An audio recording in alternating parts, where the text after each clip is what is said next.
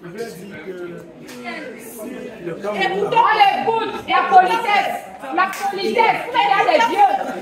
Si le Cameroun n'avait pas des héros morts, c'est qu'il ne devait pas être ce qu'il est aujourd'hui. Si il dit ceci, si le Cameroun n'avait pas de héros morts, il ne devait pas être ce qu'il est aujourd'hui. Moi je dis par contre, ces héros morts-là, ça n'a rien changé au sort du Cameroun.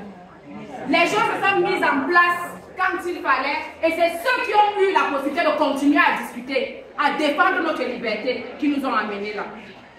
Moi je le dis encore, même dans nos rapports avec ces gens-là qui nous ont dominés aujourd'hui, ceux qui permettent que le Cameroun avance, c'est ceux qui ont encore le droit d'être sur la même table que eux.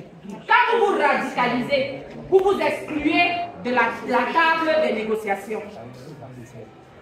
Tous les peuples qui se sont radicalisés aujourd'hui, même ceux qui ont la puissance comme Israël, se retrouvent encerclés et dans les problèmes. La population ne peut pas dormir parce qu'ils ont choisi la voie de l'extrémisme.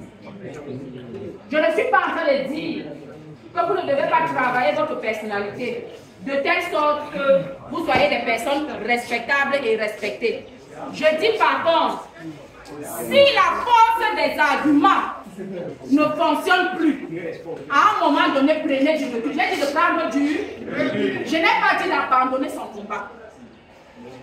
Je n'ai pas dit de se laisser piétiner. J'ai dit ceci. Si à un moment donné, vous vous rendez compte qu'il y a escalade dans les émotions négatives, vous, parce que vous avez de la sagesse et de la maturité, vous prenez du recul. Quand quelqu'un se met à bagarrer contre le banc, il s'arrête.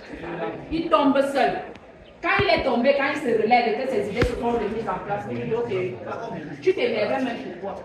Est-ce que ce que je suis en train d'expliquer là n'a pas de sens, n'est pas logique? Et si vous n'arrivez pas à lui faire entendre raison, il y a des paliers de côté. J'ai parlé de ça, non? Il y a des paliers de côté. Vous n'avez pas amené tous les combats. Moi, pour revenir à moi, mais comment est-ce que le moi est haïssable? Quand je m'adresse à mes cadets, tu fais quelque chose où j'estime que j'ai raison. Et ils n'entendent pas raison, ils refusent de m'écouter. Je vais voir nos parents. J'expose mon point de vue.